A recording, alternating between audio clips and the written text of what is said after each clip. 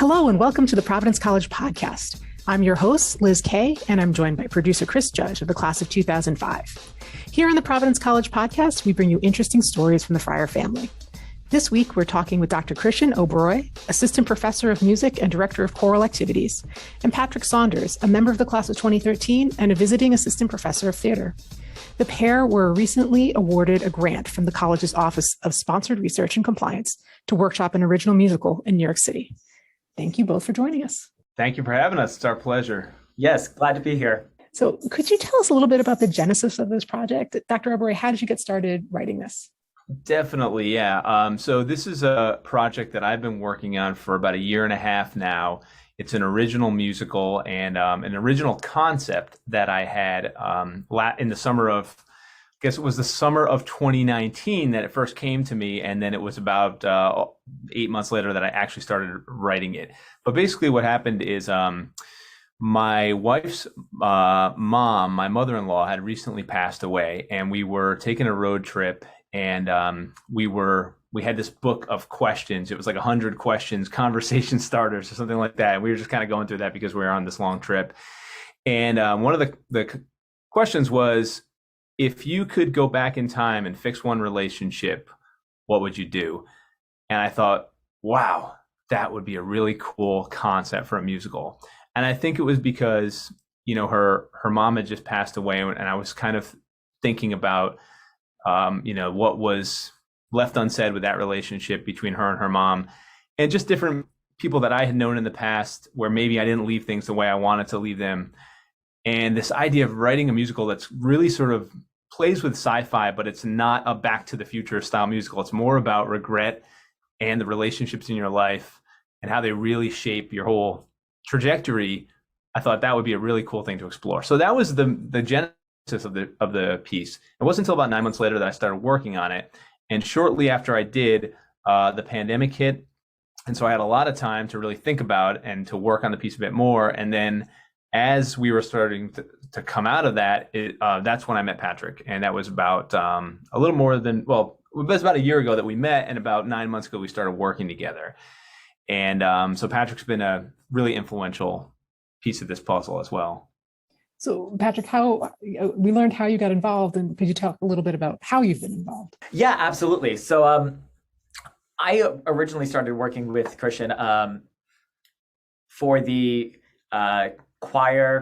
Fryer Choirs concert for the spring. We were looking for something a bit more theatrical to kind of give opportunities during COVID that felt a bit more lively, right? It's something, since we couldn't give a live performance, what could we do instead? And so that's how we were introduced to each other. In terms of how I started working on the musical, well, through this working relationship, he shared with me that he started working on this original material. My specialty as an actor and director, I like to think one of my fortes specifically is script analysis. So he was kind enough to let me take a look at some of his early work, some of the material he had already composed and the story. And so I kind of came along, not writing the script or the book per se, but offering insight in terms of the plot and the story arc. So kind of like editing to the writing, like Krishan's writing. For theater, we might say it's more dramaturgical work, right? Where it's more about the shaping of the story. So now the two of you have been awarded this collaborative grant for your interdisciplinary project. How will it help you with your vision? Yeah, so one of the steps that we're really excited about taking is being able to get some live work done with actors on the actual material. Eventually, of course, we're aiming for live performances, but that's still a ways off because we haven't finished writing the piece yet. I think it's probably about 60 to 70% done, but there are some big missing pieces of it. But just having a date, knowing that we're going to be doing live work is a really great milestone to be reaching for next semester. So there's a director in New York City named Eric Tucker, and he runs a group called Bedlam Theater, which really specializes in doing sort of interesting, off-the-wall type productions. And I've known Eric for many years. And actually, it was sort of through conversations with him that I decided I wanted to write a musical, because he was telling me that he'd be very interested in producing a musical that's more sort of philosophical and deals with like the big questions of existence. So as I've been working on this, I've been in touch with him, and then finally the past couple of months, we sort of successfully pitched him, I guess you could say, on helping out with this show. So he agreed to help us facilitate this workshop in collaboration with Bedlam Theater in New York City in the spring. And that was sort of the angle that we took as we applied for the Spark grant. Knowing that we were going to be doing this workshop, we began sort of evaluating the cost of actors, the cost of renting a space for a few days, and all the production costs. Even though it's only going to be a couple of days that we'll be doing it, it's still pretty expensive undertaking. And so that was a big part of this funding is really a big part of us being able to do this. And I think something that's really intriguing about your project is that students will be involved. Can you tell me how they'll be able to participate? Beginning the end of this semester, the beginning of this next semester, we'll be meeting with a small group of select students. There will be open applications for any students who are interested. And essentially what we'll be doing with them is we will be introducing them to the work that we currently have for the workshop. They'll be able to respond to it as dramaturgs, as critics and analysts of the work as the story stands right now. Help offer some initial feedback beyond the two of us. And it'll also be helping us to prepare this work so that we feel that much more prepared and better suited when we walk into the workshop in terms of what we really want to tackle with these actors. And that's the other exciting thing, is that these students are going to be able to sit in and observe a workshop process. So often when we're working with our students, they're working on set repertoire, pieces that even when they're contemporary pieces, right, they've already been set, they've already been published.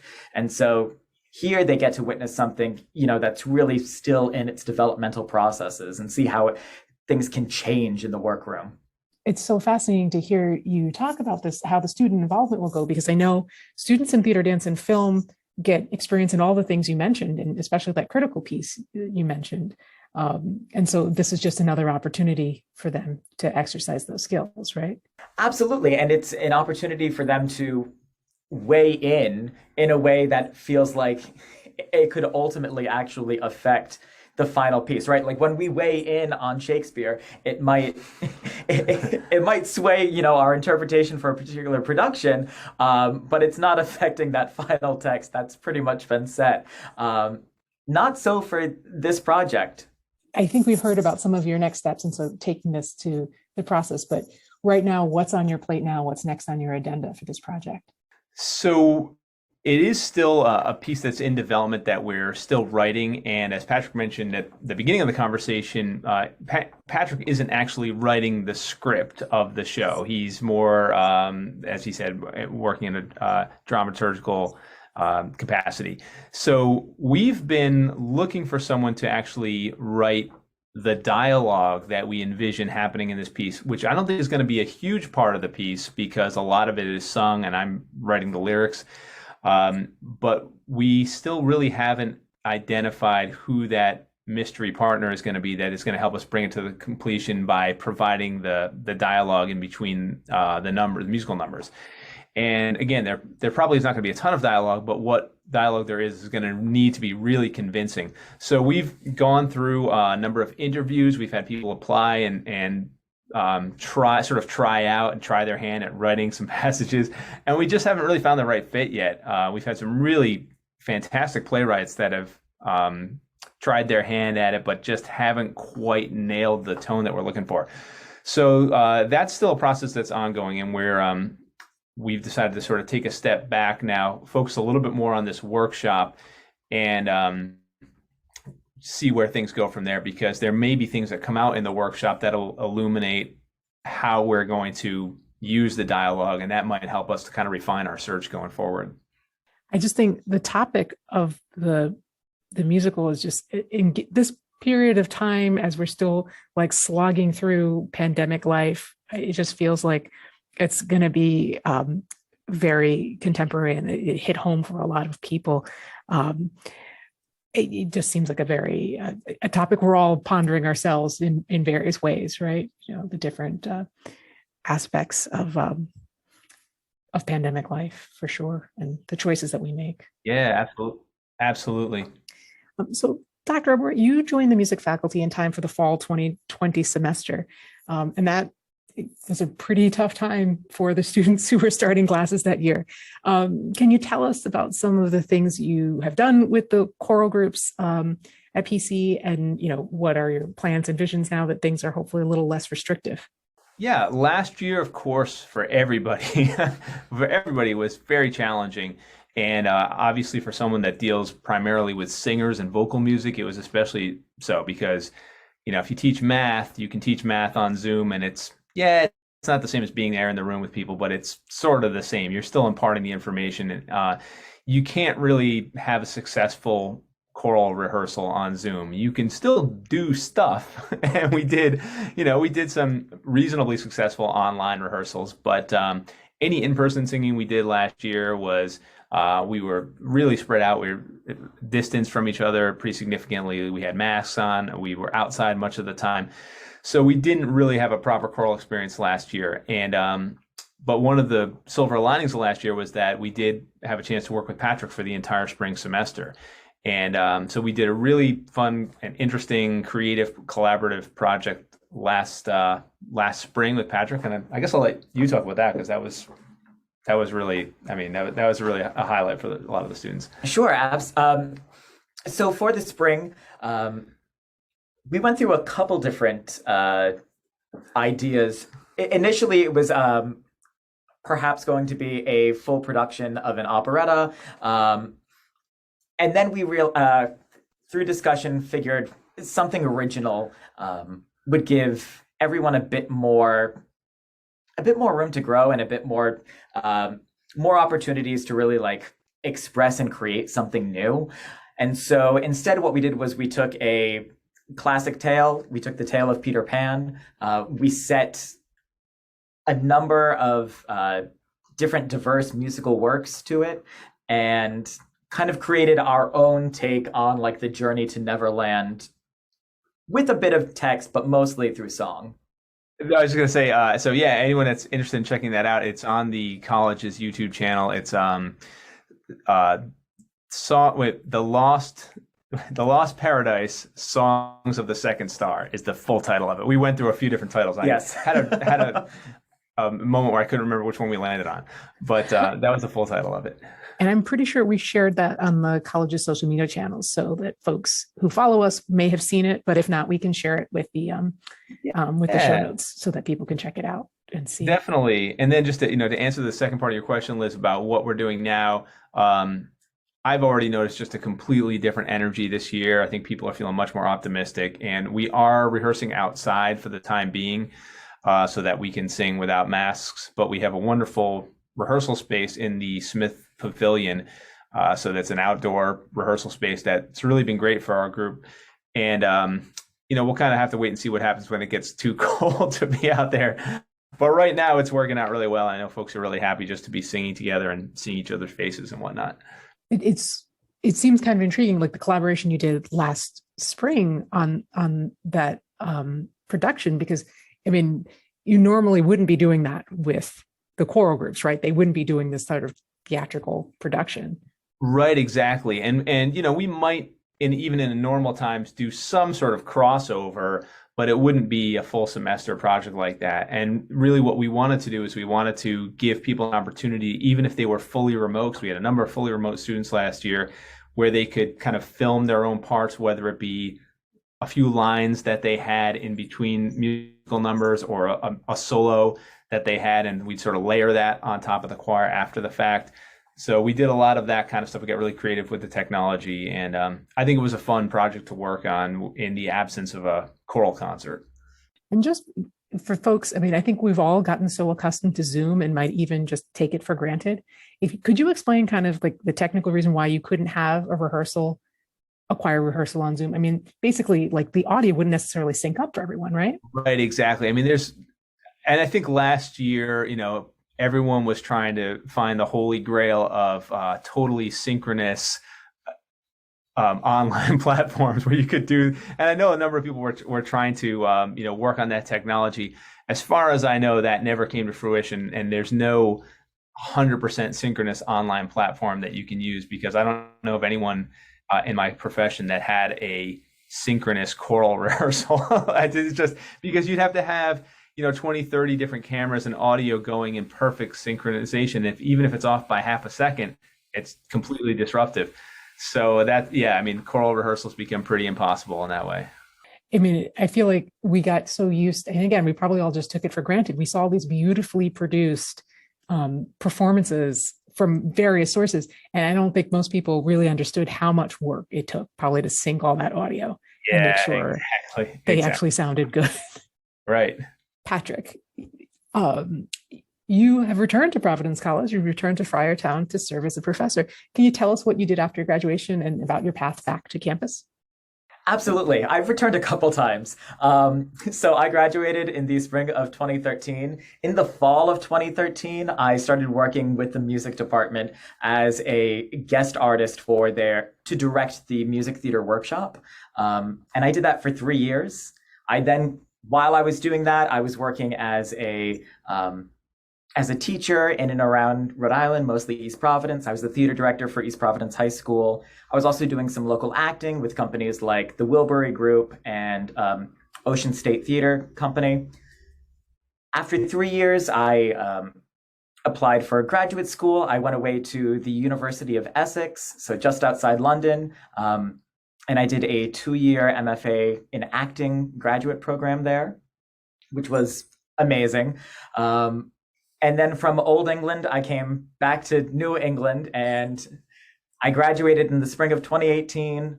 The fall of 2018, I started, initially I was just going to be directing for the main stage season here at PC. And I co-directed a production with John Garrity of The Lord of the Flies. And while I was preparing to direct, an opportunity came up for me to start as an adjunct teaching intro to acting. And so I did that for 3 years. And now this fall, I'll be serving as a visiting assistant. Fantastic. And I don't want to neglect the fact, Theater, Dance, and Film did amazing things last year to keep students engaged and to help people achieve, their goals for their theater education. If you could tell us a little bit about some of the work. Yeah, no, absolutely. It was certainly a difficult year. I was not intending to direct last year. I ended up co-directing a production, the first production in the fall, and that certainly brought with it a whole set of logistics. Initially, I started the summer considering a project that allowed for masking and spatial distancing, which is really difficult because when we're talking about acting, right, we're talking about like emotive expression. And when half of your face is covered, you have to find ways to physicalize that other than your face, which is what we rely on so often. By the time we were about to get started and the way things were looking, I pivoted to a fully Zoom recorded production, which with the way that the fall turned out was the way to go, at least for my slot, because we would have missed a heavy chunk of the bulk of our rehearsal because we wouldn't have been able to have met in person. And it was great. I think the other important thing to remember about TDF's work this past season was, in addition to trying to make things happen remotely and virtually and through Zoom, the TDF department also had a mission statement for their season, and that our season was really going to dedicate itself to centering Black voices and telling Black stories. And it's work that is ongoing, but I think last year was a healthy first step in the right direction in terms of really diversifying the stories that we're telling and making sure that we're getting as wide and comprehensive an understanding of the human condition as we can. Could you tell us about the work that you co-directed? Because it might speak to that theme. Absolutely. So I ended up directing what became a radio play.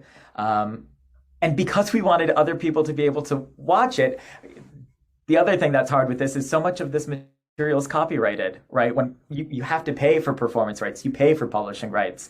And so initially it was just going to be like stories of isolation that we could get from the public domain. And so initially I was imagining things like Nathaniel Hawthorne, Edgar Allan Poe. And shortly after I started conceiving of this production, that's when our theater and TDF's mission statement came to fruition.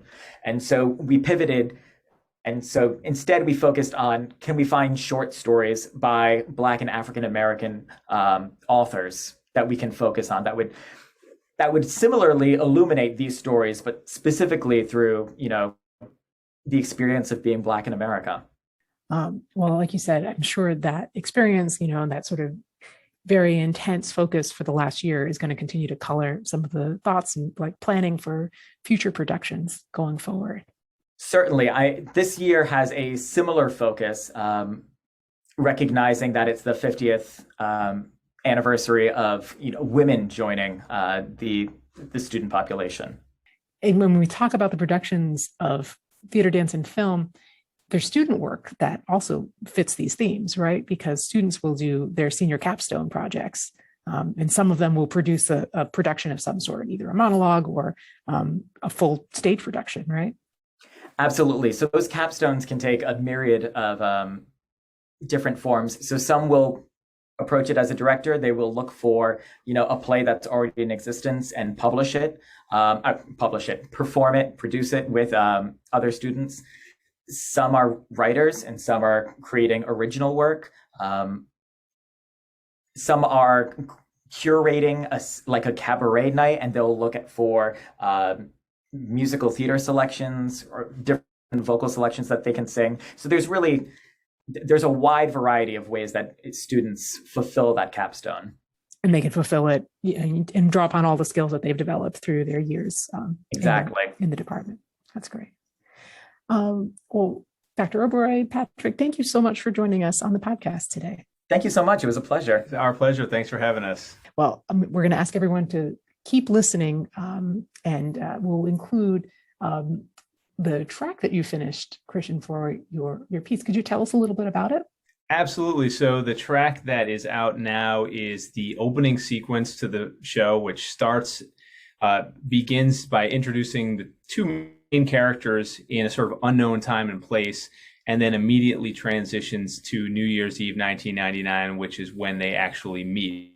So we first meet them at some point, we're assuming in the future, and then we get pulled out of the future and thrust immediately back into New Year's Eve 1999, and then the action sort of begins to unfold from there.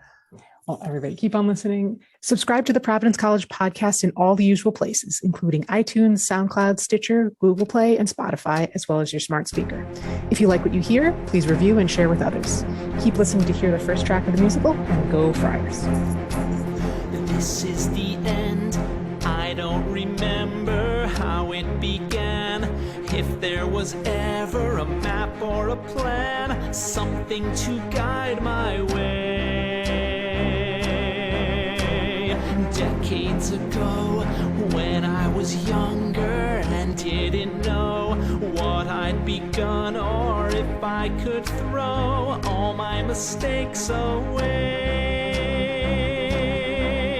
But day becomes night, and as the dark eclipses the light, I've gone too far to ever put right events that all went wrong. Now they're gone and I'm alone. Eyes into the future, beneath the lies, a deeper truth your words can't disguise or bury underground. The future's come undone. Follow the feeling back to the start, when you still believed and you played a part in shaping the world around. Where history has begun. And as we fall through collapsing time, my voice will guide you until we find the moment when all planets align, the point that defines the rest of our lives. Look at the clock, it's ticking backwards, and when it stops, you'll find the path, your secrets unlocked. Retrace your steps until of numbers and symbols, calendar dates, you reassemble, manipulate, and bend them to your will. Reverse the advance of time's direction, just one more chance, one last correction to the event. First set in action by a single glance, the force of attraction pulling all roads to one intersection. And as the clock is counting down, 10, 9, 8, 7, 6, 5, 4, 3, 2, 1.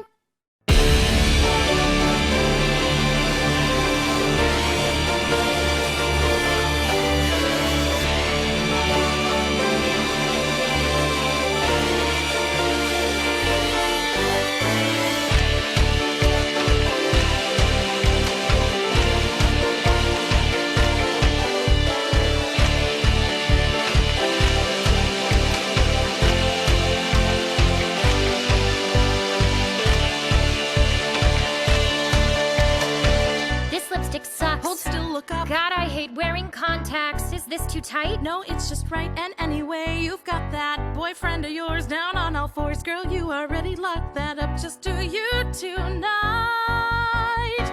He'll want at least a little piece, not to get too explicit. And I'm good to go, but wouldn't you know, just got my monthly visit. From Dear Aunt Flo. Code red below, at least I didn't miss it. That would shock him, all right.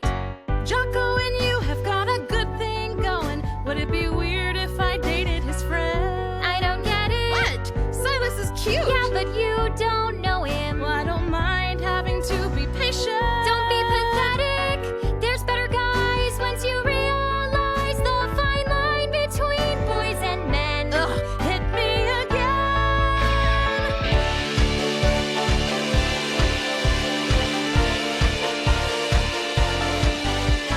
Silas, I thought you said you were gonna come out tonight. I am, I'm almost done, just have one more paragraph to write. Ladies and gents, would you believe he's working on New Year's Eve? Gotta make up for lost time.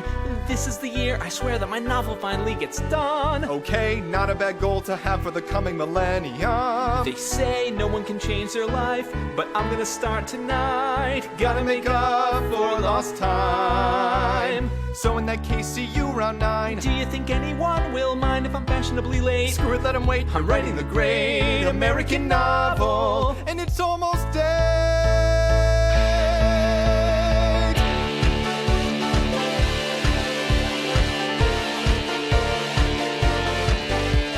Have you seen my safety razor? Quentin, honey, lose that blazer. You've been wearing it for days. Our tastes just don't agree. Sorry, but you'll have to man up if you wanna impress Anna. I'm not gonna show my hand, I'll let her come to me. I'll find you something more flattering if we're gonna host a gathering. Gotta look the part. I do. Come on, don't be that guy. It's only a matter of time before they realize that I'm the one who's gonna blow the dream sky high. You're counting down all the days, the hours, and every minute. You hear the sound of mortality, you're living in it. You hit the ground with a dream of gold and urge to win it all. To take the crown, to be the one who spins this whole world round and round. It starts at 9, it's gonna be humongous. Speaking of size, some other guys say Jocko's not as hung as he likes to claim. In fact, they named him Tiny. Yeah, I confess it's on the small side. Ouch! You've heard the part how back in March he did this stripper routine wearing a thong. Yeah, that's just wrong. And got that stupid nickname. That's why I like the quiet type, less talking, straighter shooting. I'll bet his friends no slouch. You wanna date Silas? Go right ahead. I don't suppose it could really hurt. That's what I'm saying. But you know, I guess he's terrible in bed. Well, I don't mind doing all of the work. That's not surprising. What if I went for Cam instead? Now I'm positive that'd be a first. Guys are the worst. I can't be late, she'll kill me. Why do you wait until the 11th hour? I gotta go. Tell Maggie that I said hello. And guess who just got off of a plane? Who? Her friend from LA. What's her name? Alyssa? Carissa? Melissa? Marissa. The same. I tell you, my friend, I love living in this metropolis. Pinot or Cabernet? It's gonna be an unforgettable night, and on top of this, I don't care either way. They say that the Y2K bug might cause the apocalypse. Out of the way. So we gotta live it outfit's up what gonna we slay. can. See you there, pal. Hello, behind big boy, you. did you miss me? I He get that told you're me feeling frisky, but to just take remind it you. slow. Bring I think I got